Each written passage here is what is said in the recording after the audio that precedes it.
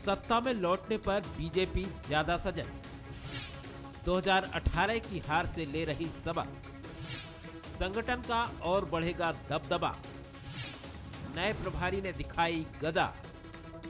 मध्य प्रदेश में बीजेपी हर उस कमजोर नब्ज को टटोल कर दुरुस्त करने में जुट गई है जिसकी वजह से 2018 में वो सत्ता से दूर हो गई थी। भले उपचुनाव के बाद अब बीजेपी बहुमत में है, लेकिन सत्ता मिलने के बाद वो और भी सजग हो गई है। तभी तो तेज तर्रार प्रभारी मुरलीधर राव बनाए गए हैं और उनके साथ 2 सह प्रभारी भी हैं। दोनों सह प्रभारी पंकजा मुंडे और विश्वेश्वर टुडू को संभाग स्तर पर दौरे करने के निर्देश दिए गए हैं। वहीं प्रदेश प्रभारी ने संगठन के विकेंद्रीकरण पर भी जोर दिया। महामंत्रियों को अब नगरीय निकाय चुनाव के रोडमैप बनाने की जिम्मेदारी दी गई। संघ की मंशा है कि संगठन में और भी कसावट लाई जाए। इसके संकेत मुरलीधर राव के उस बयान से मिलते हैं जो उन्होंने सीहोर में जिला अध्यक्षों और कोर ग्रुप की बैठक में शामिल होने के बाद दिए। प्रभारी हम 3 हैं। प्रदेश बहुत बड़ा है और पार्टी के लक्ष्य बहुत अधिक हैं हमारे। आपके सामने अभी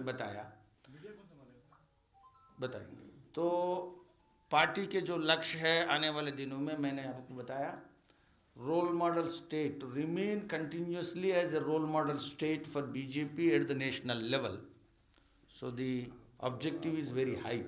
अभी हमारा ऑर्गेनाइजेशनल जो प्रोग्राम डिक्लेयर किया है कि हर चुनाव भाजपा ही जीतेगी और भाजपा के अलावा मध्य प्रदेश में चुनाव कोई और जीतेंगे नहीं। इस पर हम गारंटी के साथ तैयारी कर रहे हैं।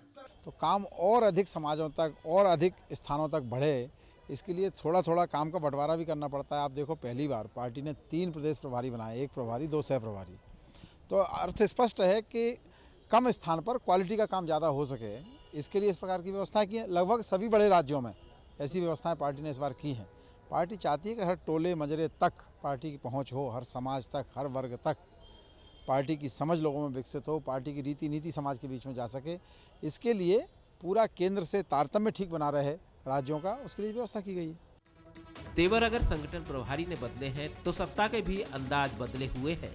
सीएम शिवराज ने एक ही दिन में 64 विधायकों से मुलाकात की तो कार्यकर्ता डे मनाने का ऐलान किया। आज मुझे जल्दी जाना है क्योंकि मैंने कल घोषित किया था कि आज विधायक डे है। न सारे विधायकों से दिन भर मिलूंगा मैं, नहीं तो टाइम मांगते रहते थे। जब यहाँ आया हूं तो देखिए एक विचार और मन में आया है, महीना में एक दिन कार्यकर्ता डे कर दिया जाए। शिवराज के ऐलान से वहां मौजूद प्रदेश अध्यक्ष वीडी शर्मा भी गदगद हो गए।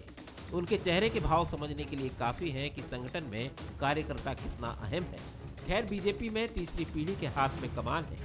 एक जो बात कही जा रही थी कि बीजेपी में व्यक्तिवाद बढ़ा है, उसकी विदाई भी नए प्रभारी के आने के बाद होने वाली है। संगठन की शरण में सबको लौटना ही होगा। नमस्कार, मैं हूं शरद द्विवेदी और हमारा आज का मुद्दा है संगठन शरणम गच्छामि।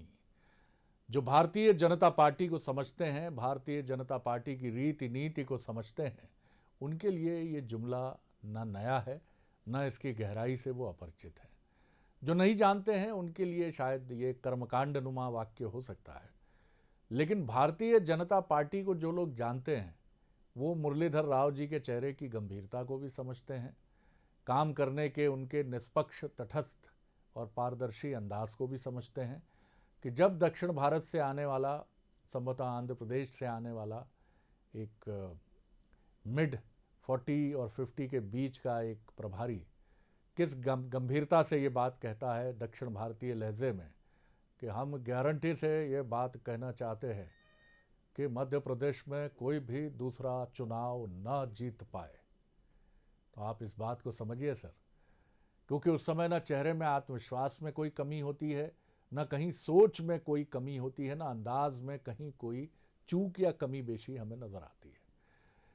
और वो ये भी कहते हैं कि हम चाहते हैं कि Madhya Pradesh will remain established पूरी तरह से रहे एक रोल मॉडल स्टेट के तौर पर, क्योंकि मध्य प्रदेश भारतीय जनता पार्टी के सर्वाधिक मजबूत गढ़ के तौर पर भारतीय जनता पार्टी में पूरे देश में देखा जाता है।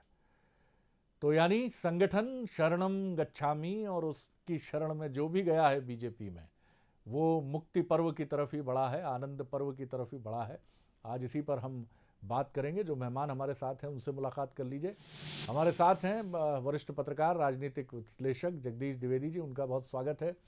हमारे साथ हैं कांग्रेस के सीनियर लीडर, पूर्व कैबिनेट मिनिस्टर पीसी शर्मा साहब, उनका बहुत स्वागत है। और साथ ही भारतीय जनता पार्टी के वरिष्ठ विधायक जी नमस्कार, और अपने तमाम प्रतिमानों के साथ अब मंत्री पद की तमाम अहर्ताओं को बहुत गंभीरता से पूरा करने वाले यशपाल सिंह सिसोदिया जी भी हैं, और निश्चित तौर पर उनको शुभकामनाएं हैं इसके लिए। जगदीश जी, पहली टिप्पणी आपकी, किस तरह आप देखते हैं संगठन शरणम गच्छामि? अब भारतीय जनता पार्टी में तीसरी पीढ़ी का प्रदेश अध्यक्ष है, और तीसरी ही पीढ़ी का मैं कहूँगा प्रभारी भी है, और एक ऐसा प्रभारी है जो आते ही ये संकेत साफ तौर पर दे चलता है कि संगठन की शरण में रहने में ही हम सब की भलाई है, गति है और समृद्धि भी है। किस तरह देखते हैं आप? जी जगदीश जी। शरद जी, एक तो पहली बात आपने जो कही कि जो लोग बीजेपी को ज़्यादा बेहतर तरीके से समझते हैं, बीजेपी को जानते हैं, उनको, उनके लिए ये जुमला कतई नया नहीं है, क्योंकि बीजेपी में तो नेता कितना भी बड़ा हो, उसका कद कितना भी बड़ा हो, उसका पद कितना भी बड़ा हो, उसे संगठन शरणम गच्छामि ही रहना पड़ेगा। बीजेपी उन पार्टियों में से है जिस नेता ने संगठन की लाइन को क्रॉस किया, फिर वो नेता बीजेपी में अप्रासंगिक करार दिया जाता है, हाशिए पर ढकेल दिया जाता है, और वो इस चुपचाप तरीके से जाता है कि वो गुमनामी के अंधेरे में खो जाता है। आपको संगठन की लाइन को क्रॉस करके तो बीजेपी में मुझे आज तक याद नहीं है कि कोई नेता सरवाइव कर पाया हो या चल पाया हो। जिन्होंने संगठन से बड़ा खुद को समझा या संगठन की लाइन को तोड़ा, मैं किसी का नाम नहीं लेना चाह रहा हूं, लेकिन मध्य प्रदेश के ही एक बहुत बड़े कद की नेत्री हो चुकी हैं। अगर संगठन की लाइन थोड़ी सी क्रॉस की और संगठन को ये लगा कि नहीं, खुद संगठन से हम ये बड़े समझ रहे हैं अपने आप को, फिर आपने देखा होगा कि वो लोग कैसे हाशिए पे गए, कैसे उनको जो है राजनीति में एक किनारे कर दिया गया, और फिर वो उस मुकाम को कभी नहीं पा पाए जिस मुकाम पे वो उस जमाने में हुआ करते थे। तो ये तो बीजेपी की अपनी एक पहचान है। दूसरी बात जो आपने कही कि मुरलीधर राव जी के बारे में सारे लोग जानते हैं कि वो संघ की पृष्ठभूमि से भाजपा में आए हैं। वो एक आरएसएस के संगठन मंत्री, आरएसएस के प्रचारक के रूप से, और उनके बाद उन्होंने बीजेपी ज्वाइन की है। तो निश्चित रूप से वो संघ की ही उस लाइन को आगे बढ़ाएंगे जो बीजेपी में हमेशा से ही आगे बढ़ाई जाती रही है नेताओं के द्वारा।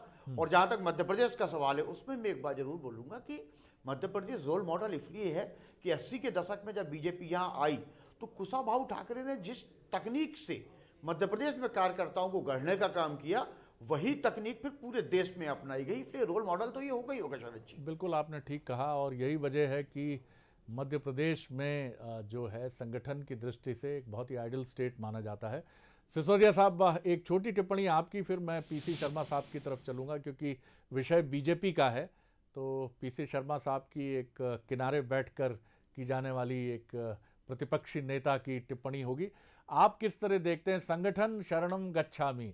संगठन ही है जो देखता है कि मंदसौर में एक यशपाल सिंह सिसोदिया नामक विधायक बहुत ईमानदारी से बीते कई वर्षों से कर्तव्यपरायणता के साथ अपने दायित्व को लेकर आगे बढ़ रहा है, और आपका भी भरोसा संगठन की इसी शक्ति पर है जिन कुशाभाऊ ठाकरे ने बीजेपी के कई नेताओं को गढ़ा, वो दरअसल संगठन के पुरोधा रहे, और अब भी संगठन मजबूत होगा तो यशपाल सिंह सिसोदिया या अंतिम पंक्ति का कार्यकर्ता भी मजबूत होगा। जी, क्या कहेंगे? शरद जी, जी आपकी टिप्पणी जी, इसको अगर आप दूसरे लहजे में देखें तो संगठन शरणम गच्छामि की जगह मुझ जैसा निष्ठावान कार्यकर्ता यह वर्ग गीत दोहरा सकता है जी आपके इस लोकप्रिय चैनल पर और आपकी मौजूदगी में सर, कि संगठन गढ़े चलो, सुपंथ पर बढ़े चलो, भला हो जिसपे वो देश का काम किएगा। देखिए शरद जी, हम तो उस लाइन के कार्यकर्ता हैं, और जैसा जगदीश जी ने बताया, यह मालवा है, यह मध्य प्रदेश है, यह कुशाभाऊ ठाकरे जी की, प्यारेलाल खंडेलवाल जी की, आदरणीय राजमाता विजयराजे सिंधिया जी की, स्वर्गीय सुंदरलाल जी पटवा की, वीरेंद्र कुमार सकलेचा की, डॉक्टर लक्ष्मण जी पांडे की, कैलाश जोशी जी की। यह वो धरा है शरद जी जहां पर अगर नए हमारे जो प्रदेश प्रभारी आए हैं और मैंने उनका वक्तव्य सुना भी है, मैं भी उस बैठक में था, उनका देखा भला प्रदेश है शरद जी। विद्यार्थी परिषद के रूप में भी उन्होंने नीमच भी देखा है, उन्होंने मंदसौर भी जिला देखा, उन्होंने उज्जैन संभाग भी देखा है। एक अनुभवी संगठन की संरचना करने वाले व्यक्ति के हाथों में यदि दायित्व मिला है तो निश्चित रूप से भारतीय जनता पार्टी का संगठन जिस स्थिति में आज खड़ा है, हमारा परिवार जिस प्रकार से शरद जी बड़ा है उसको चालना देने के लिए, उसको संभालने के लिए, उसको संवारने के लिए, और अब तो हमारी पार्टी नए नवाचार करने में सारे राजनीतिक दलों से बहुत ऊपर पहुंच गई है। तो ऐसे में संगठन के पुरोधा, संगठन के कार्यकर्ता, संगठन के पदाधिकारी अगर उनको कोई जिम्मेदारियां संभाग स्तर पर, नगरीय प्रशासन चुनाव को लेकर के या अन्य व्यवस्था को लेकर के मिलती है, शरद जी अभी हमारा कोई काम अगर आप देखना चाहें, हमारे मंडल स्तर पर पूरे मध्य प्रदेश में अभ्यास वर्ग हुए, 100-125 कार्यकर्ताओं की नई कार्यकारिणी ने 2 दिवस तक 10 विभिन्न मुद्दों पर, विभिन्न विषयों पर विचारों को साझा किया। तब मैं वक्ता के रूप में भी था शरद जी, और मैं अतिथि के रूप में भी था शरद जी। मुझे मंच पर बैठना निर्देश के अंतर्गत था, मुझे सुनने के लिए मैं जिस अभ्यास वर्ग में अपेक्षित था कार्यकर्ता के रूप में। मैं लौटता हूं दूसरे चरण में, मैं लौटता हूं। आपने बहुत महत्वपूर्ण बात की है, बहुत महत्वपूर्ण बात की है। संगठन गढ़े चलो। पीसी शर्मा साहब गहन चिंतन में हैं। अब उनके मस्तिष्क में क्या चल रहा है ये जानने का तो कोई प्रकल्प और कोई विचार अंतर्दृष्टि मेरे पास नहीं है। लेकिन पीसी शर्मा साहब, जब उपचुनाव के पहले कमलनाथ जी से बंसल न्यूज़ ने पूछा कि बीजेपी से आपकी भिड़ंत कैसी है, तो उनका दो टूक उत्तर था कि शरद जी, हमारी भिड़ंत बीजेपी से नहीं, बीजेपी के मजबूत संगठन से है। बीजेपी का मजबूत संगठन ही सबसे बड़ी चुनौती है कांग्रेस के लिए। और आप देख रहे होंगे कि बीजेपी इस तरह से तैयारियों में जुटी है जैसे उपचुनाव में नतीजे उसके पक्ष में नहीं, उसके खिलाफ आए हैं। तमाम जगह प्रशिक्षण वर्ग हो रहे हैं, संगठनात्मक गतिविधियों का विस्तार है। ये किस तरह आप इसको देखते हैं? हालांकि जो बीजेपी के समर्थक है वो कहते हैं कि उसकी विस्तारवादी नीति का भी हिस्सा है। बहरहाल आप किस तरह देखते हैं, क्या कमेंट है आपका? जी पीसी शर्मा साहब। सर जी जी। पहली बात तो ये कि सवाल सिसोदिया जी इस संगठन के व्यक्ति रहे हैं, निष्ठावान रहे, विधानसभा में भी इनको देखा, बाहर भी देखा, लेकिन लाइन के उस पार ही है, लाइन के इस पार नहीं आ पा रहे हैं। जैसा आपने शुभकामनाएं दी, शुभकामनाएं तो मैं भी देना चाहूँगा, लेकिन मुझे लग नहीं रहा है कि ये लाइन के इस पार कूद पाए जो माहौल चल रहा है इस समय जी। और दूसरी चीज, अगर संगठन पे इतना ही आत्मविश्वास होता बीजेपी को तो ये नगर पालिका, नगर निगम के चुनाव नहीं बढ़ाते ये जी। ये कहीं ना कहीं इनकी को लगा इनका संगठन कितना ही मजबूत हो, और निश्चित तौर पर ये संगठन वाली पार्टी है। और इसमें संगठन घड़ता है आरएसएस, भारतीय जनता पार्टी का कुछ नहीं है। जैसे मुरलीधर जी जो आए, ये आरएसएस से इनके यहाँ प्रभारी आता है, वो है। तो आरएसएस का जो संगठन है वो कंट्रोल करता है सब चीज़ों को, तो वो स्थिति है। लेकिन अगर ये इतने मजबूत होते तो ये चुनाव नहीं बढ़ाते भाई। आरक्षण इनने किया, पूरी वोटर लिस्ट का सरकार में थे, इनने कहा कि 27 तारीख लास्ट डेट है, फिर ये आया कि 31 दिसंबर तक चुनाव की घोषणा हो जाएगी। लेकिन अचानक सरकार का निर्देश जाता है और कोविड-19 की बात करने लगते हैं। कोविड-19 में विधानसभा भी नहीं चलाते और बाकी इनके जो सम्मेलन और सभा ये सब होती रहती है। कोविड-19 में 28 विधायकों को एक ही कमरे में शपथ भी दिला देते हैं। तो ये कहीं न कहीं एक डर था। और आज जो हम देखते हैं मुख्यमंत्री जी का जो अभी सुनाया आपने कि अब तो वर्कर्स डे मनाएंगे, ये सब उनकी जो बॉडी लैंग्वेज जो ये बता रही है, उनको भी कहीं ना कहीं डर है किसी चीज़ का। वो कहीं ना कहीं निर्णय नहीं ले पा रहे हैं मंत्रिमंडल के विस्तार का, विधानसभा चलाने का, विधानसभा के अध्यक्ष का चुनाव कराने का। तो ये एक माहौल बीजेपी के अंदर, और फिर कांग्रेस से में जो ट्रेंड हुए हैं, ऐसे 20-25 लोग पहुंच गए हैं वहाँ पे। तो मैं समझता हूँ कि उनको संगठन की उतनी आदत नहीं है आरएसएस टाइप की, जितनी बीजेपी में होती है। कांग्रेस में तो एक जैसा कहा कमलनाथ जी ने कि संगठन बीजेपी का मजबूत है और उससे मुकाबला है, तो कांग्रेस में तो बहुत सी चीजें नॉर्मल वे में चल जाती हैं। आप क्या कहेंगे? लेकिन निश्चित तौर पर बीजेपी में आरएसएस का कंट्रोल रहता है। तो ये लोग जो गए हैं, ये मैं समझता हूँ कि उसी की वजह से न मंत्रिमंडल का विस्तार हो रहा है, न चुनाव हो पा रहे हैं, न विधानसभा अध्यक्ष का चुनाव हो पा रहा है। ये सब स्थिति है। जी बोलिए यशपाल जी। देखिए, पीसी शर्मा जी का जो वक्तव्य है उससे भारतीय जनता पार्टी का जो सक्रिय और समर्पित हमारा जो संगठन है उसके ऊपर इनकी टिप्पणियों से कोई असर पड़ने वाला नहीं है। संगठन अपना काम कर रहा है। देखिए शरद जी, भारतीय जनता पार्टी का कार्यकर्ता और जो जिम्मेदारियां हैं, मुरलीधर जी ने अभी राव साहब ने हमारा जो संबोधन हुआ उसमें कहा गया भारतीय जनता पार्टी के कार्यकर्ता के प्रति जनता की जो अपेक्षा बढ़ गई है, सरकार के प्रति भी और संगठन के प्रति। हमारा कार्यकर्ता फिर चाहे वो संगठन में हो चाहे वो सत्ता में हो, जनप्रतिनिधि हो, शरद जी अब 24 घंटे का हो गया, 24x7।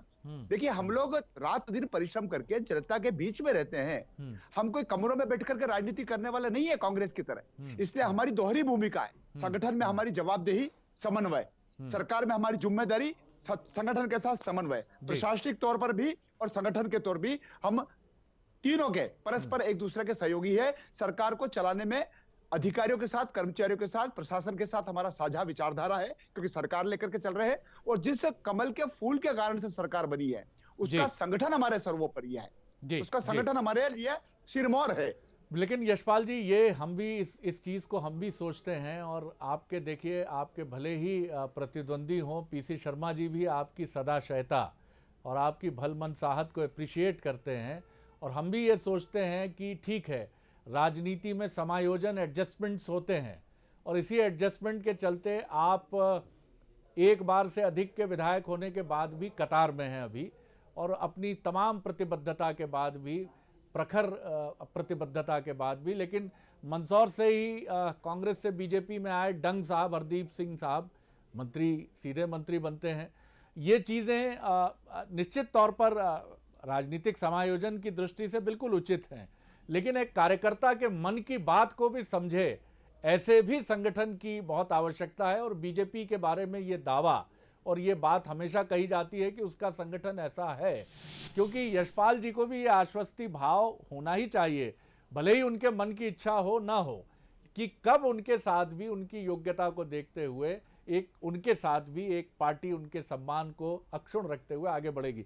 जगदीश जी, यही मेरा प्रश्न है, क्योंकि ये बड़ा सवाल है जो पीसी शर्मा जी ने भी खड़ा करने की कोशिश की है कि कांग्रेस से जो साथी आए हैं वो समझौते के तहत उनको सब कुछ मिला भी है, मिलना भी चाहिए, लेकिन ये चीज़ बीजेपी के कार्यकर्ता के लिए चुनौती भी है, और वो इंतजार भी कर रहा है कि उसकी तरफ भी तो दृष्टि पड़े। जी जगदीश जी। जी शरद जी, सबसे पहली बात तो ये कि जो पीसी शर्मा जी ने कहा, निश्चित रूप से एक राष्ट्रीय स्तर पर हुए समझौते के तहत ये सारे के सारे विधायक अमित शाह जी के सामने बीजेपी छोड़ के कांग्रेस बीजेपी में शामिल हुए थे, और एक जो भी, और इसको सीधे सीधे शब्दों में कहें तो एक सौदेबाजी हुई जिसके तहत इनको मिनिस्टर बनाया गया। यशपाल जी मेरे बहुत अच्छे मित्र हैं, मेरी शुभकामनाएं उनके साथ रहती हैं। हरदीप सिंह जी दूसरी बार की विधायक हैं, वो चौथी बार एमएलए बने हैं यशपाल भाई, और यशपाल भाई की सक्रियता और उनके ज्ञान पे भी न तो पार्टी को संदेह है न हम पत्रकारों को संदेह है। निश्चित रूप से बहुत इंटेलिजेंट और बहुत, विधानसभा में पीसी भाई भी इस बात को मानते होंगे कि विधानसभा में उनकी अच्छी सक्रियता रहती है जी। लेकिन कई बार राजनीति में इस तरह की घटनाएं होती हैं जब पार्टियों को समझौते करने पड़ते हैं। ये समझौते कोई अकेले बीजेपी कर रही हो ऐसा नहीं है, कई बार आपने ये देखा होगा इस तरह के समझौते कांग्रेस ने भी किए हैं। कांग्रेस ने एक निर्दलीय, जो उनकी पार्टी से बागी होकर चुनाव लड़े थे, उसको बाद में मंत्री बनाना पड़ा था प्रदीप जायसवाल जी को। तो राजनीति समझौतों का नाम है, और राजनीति में समझौते सत्ता के लिए किए जाते थे, किए जाते हैं, किए जाते रहेंगे। लेकिन एक बात इसमें जरूर होनी चाहिए कि पार्टी को अपने निष्ठावान कार्यकर्ताओं की तरफ निश्चित रूप से दृष्टिपात करना चाहिए, क्योंकि जो समझौते के तहत आया है, आज कई अभी बीजेपी में भी ऐसे मसले आए हैं, बीजेपी बिल्कुल बहुत कहती रहे कि सिंधिया जी हमारे अपने हो गए हैं, उनके समर्थक हमारे अपने हो गए हैं, लेकिन अभी ऐसा देखने में नहीं आ रहा है। मुरलीधर राव जी जब भोपाल आए तो उनको लेने के लिए सिर्फ प्रदेश अध्यक्ष बीडी शर्मा और भोपाल की जो विधायक है कृष्णा गौर, वो कुछ नेता पहुंचे। उसके ठीक 40 मिनट बाद सिंधिया जी का जब प्लेन आता है तो उनको लेने के लिए वो सारे लोग जाते हैं उनको लेने, जो कांग्रेस में भी उनको लेने जाते थे।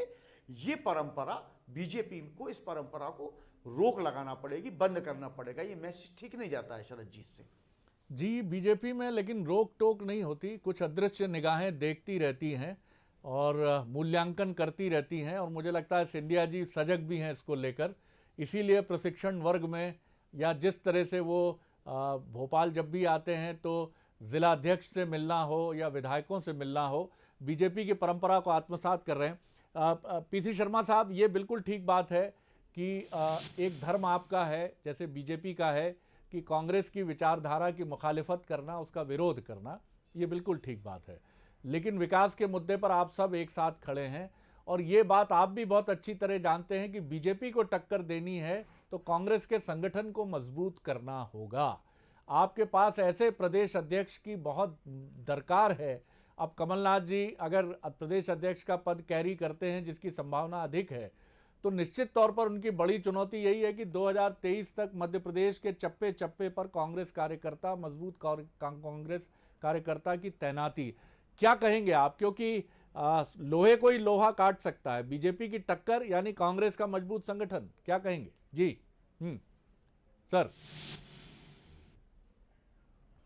निश्चित तौर पर जो आपने कहा, और कमलनाथ जी ने कहा है कि मैं अध्यक्ष रहूँगा, और उनका काम करने का, कार्यकर्ताओं से मिलने का जो तरीका है वो बिल्कुल बदल गया है। वो ज़्यादा समय दे रहे हैं कार्यकर्ताओं को। रोज़ सुबह मिलते हैं, जितने भी आते हैं सबसे मिलते हैं, और धीरे धीरे वो इन सब चीज़ों को वो करेंगे।